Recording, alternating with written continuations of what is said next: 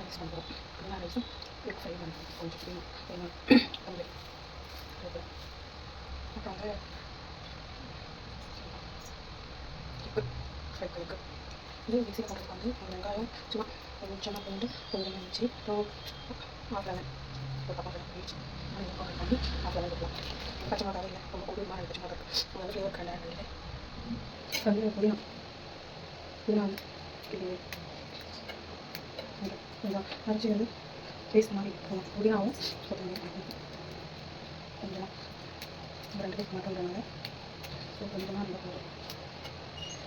அப்புறம் கொஞ்சம் வந்து கருவாடு ஃப்ரை பண்ணுறாங்க. சும்மா கொஞ்சம் வந்து ஃப்ளேவருக்காக கொஞ்சமாக போட்டுட்டா போதும். சொல்லுவாங்க எவ்வளோ கொத்தமல்லியும் புதினாவும் வந்து ஸோ கொத்தமல்லி வந்து கொத்தமல்லி கொஞ்சம் கொத்தமல்லி போதும். வந்து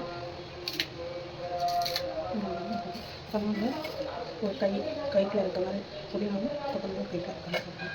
அப்புறம் வந்து பூண்டு பிடிச்சி வந்து ஆட் பண்ணி சும்மா அரைக்கிறதுக்கு வந்து இந்த ஃப்ளேவருக்கு வந்து நம்ம கொஞ்சம் வந்து பூண்டு ஆட் பண்ணிக்கணும்.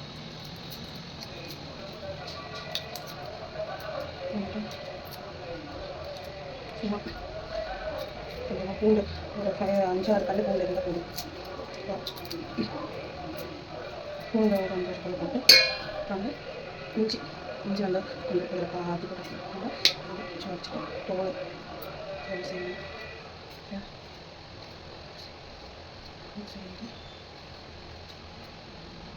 செய்யணும் இது வந்து குட்டி குட்டியாக கட் பண்ணி